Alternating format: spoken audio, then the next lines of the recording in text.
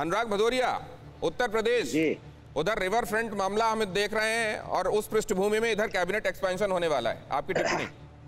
देखिए, एक चीज तो मान के चलिए कि उत्तर प्रदेश की अगर आप बात करेंगे तो भारतीय जनता पार्टी की जमीन खिसक चुकी है, और जब जमीन खिसकती है तो भारतीय जनता पार्टी कुछ न कुछ ऐसी राजनीति करने की कोशिश करती है, जिसको मैं कोशिश कह रहा हूं, कर कुछ भी नहीं पाएंगे। अब वो जाति धर्म के आधार पे या दल के आधार पे कुछ चेहरे शामिल करना चाहते हैं, योग्यता के आधार पे नहीं। योग्यता से यहाँ कोई लेना देना नहीं होता भारतीय जनता पार्टी में। भारतीय जनता पार्टी जात धर्म की राजनीति करती है और एकोमोडेट करने की राजनीति करती है, कैसे किसको कहाँ करें। इतने दिन तक उन्होंने नहीं पूछा इनको, जो इनके साथी थे, जो इनके साथ पीछे चल रहे थे, जिनकी मदद से यहाँ तक पहुंचे, उनको इन्होंने छोड़ दिया था। क्योंकि अब उत्तर प्रदेश के अंदर में हो, चाहे गुजरात के अंदर में हो, चाहे इनकी समाजवादी पार्टी नहीं करती जो हाल मध्य प्रदेश में हो रहा है। सुन तो लीजिए, मैं अपनी बात पूरी कर लूं, फिर आप टोक लीजिएगा। तो जिस तरह का भारतीय जनता पार्टी के अंदर में उठापटक नजर आ रही है, उत्तर प्रदेश के अंदर देखने को मिला। उत्तर प्रदेश की बीजेपी और दिल्ली की बीजेपी आपस में भिड़ी नजर आई। एक साहब वहां से अपॉइंट होके आए कि उनको डिप्टी सीएम बनाया जाएगा, तो उनको झुंझुनू दे दिया गया। एक साहब वहां ब्राह्मण चेहरे से आए थे, लेकिन उनको भी साइड में बैठा दिया गया, क्योंकि आपसी इनके झगड़े चल रहे हैं। इस चक्कर में उत्तर प्रदेश का विकास तो इन्होंने किया नहीं, उत्तर प्रदेश की जनता ने इन्होंने नकार दिया। अब ये कोशिश कर रहे हैं कि किसी तरह से हम ये थोड़ी जाति धर्म की, थोड़ी दलों को थोड़ा चेहरा उनके कैबिनेट में ले लें, उनको झुंझुनू दे दें। ये किस आधार पर कह रहे हैं आप कि उत्तर प्रदेश की जनता ने नकार दिया? उत्तर प्रदेश, क्योंकि पंचायत के चुनाव आपने देखे ना, पंचायत चुनाव के जब इलेक्शन हुए, पंचायत सदस्यों को चुनाव में इनको हराया ना बुरी तरीके से, तो जब ये हारे तभी तो परेशान हुए ना। उसके बाद इन्होंने ये फिर तांडव मचाया कि फिर सरकारी मशीनरी, मैंने कहा ना, जनता ने इनको हराया और सरकारी तंत्र से जिला पंचायत अध्यक्ष जीत बैठे। तो अध्यक्ष अलग चीज होती है, जिला पंचायत सदस्य जनता चुनती है। 2022 में भी जनता ही वोट करेगी। जब जनता वोट करेगी तो इनको इनका सफाई। अनुराग भदौरिया, जो आपने कहा है ना, मैं ये भी जानना चाहूंगा कि पंचायत चुनावों की भी सूटेबल व्यूइंग हो रही है क्या? पिक एंड चूज व्यूइंग हो रही है क्या? ये मैं आपके पास आऊंगा इसको समझने के लिए, लेकिन मैं अब हर्षवर्धन आपसे पहले जरा मैं जाना चाहता हूं विनोद शर्मा जी के पास। विनोद सर, इन तमाम बातों के बीच एक्चुअली सच्चाई क्या है जिसको ध्यान में रखते हुए एक्सपेंशन होगा? देखिए, कोई भी एक्सपेंशन जो होता है वो एक तो एडमिनिस्ट्रेटिव उसका स्वरूप होता है और एक पॉलिटिकल होता है।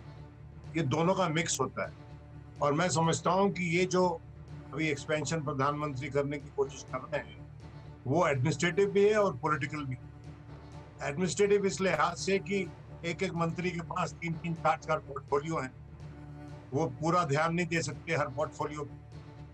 दूसरा कि कुछ मंत्रियों के रिपोर्ट कार्ड लिए गए हैं, वहां मैं एक टिप्पणी करना चाहता हूं कि मंत्रियों को अगर पूरी तरह से स्वतंत्रता दी गई होती तो फिर उनके रिपोर्ट कार्ड वाजिब थे। लेकिन जो हम सुनते हैं कि प्रधानमंत्री कार्यालय का काफी कंट्रोल रहता है हर मंत्रालय, वो अलग विषय है, वो अलग बहस का विषय।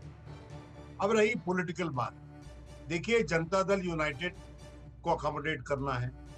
लोक जनशक्ति पार्टी है, उसके 2 धड़े हो गए हैं, उसमें एक धड़े को उन्होंने अकोमोडेट करना है। जिसको करेंगे उसको मोहर लग जाएगी कि भाई ये एनडीए का साथी है, बाकी दूसरा नहीं है। और उसी तरह से जो शिवसेना चली गई, उसके जगह पे अकोमोडेट करना है। फिर अकाली दल की जगह पे अकोमोडेट करना है। फिर हिमाचल, देखिए एक बात समझने की कोशिश कीजिए, नड्डा साहब हिमाचल से आए, नड्डा साहब केंद्रीय मंत्री थे।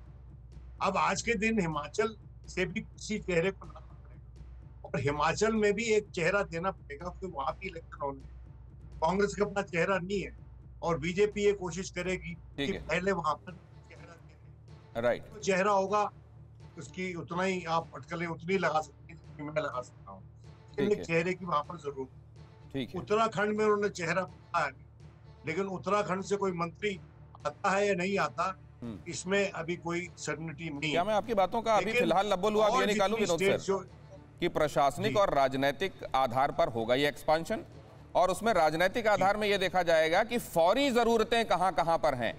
अगर ये आप कह रहे हैं तो इसको लेकर मैं आगे जाना चाहता हूं। हर्षवर्धन त्रिपाठी, क्विकली आपसे कमेंट चाहता हूं, क्या ऊपर रखा जाएगा प्रशासनिक वाली बात या राजनीतिक वाली बात?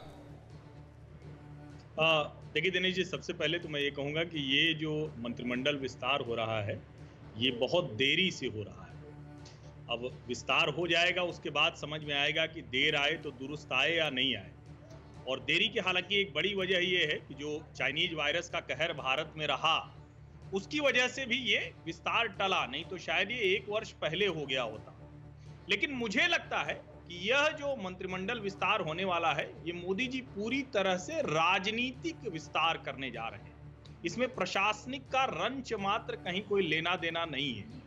राजनीतिक विस्तार के साथ जो मूल वजहें हैं, भारतीय जनता पार्टी संगठन के तौर पर और भारतीय जनता पार्टी में जो लोग अलग अलग जगहों पर काम कर रहे हैं, उनको ये भरोसा दिलाएं कि पार्टी आपको देख रही है। और जो दूसरे लोग हैं, मुझे ये लगता है कि कम से कम 4 लोग तो ऐसे हैं जो निशाने पर हैं। मैं किसी का नाम यहां नहीं लूंगा, क्योंकि वैसे भी जब 1-2 दिन बचा हो तो इस तरह से नाम लेने का कोई मतलब नहीं है। लेकिन 4 लोग हैं जो अलग अलग जगहों पर, चाहे अतिरिक्त मंत्रालय की वजह से या फिर उनको कहें कि जो मूल काम था वो नहीं कर सके, तो जिनको रिवॉर्ड करना है उनको राज्यों से लाना है।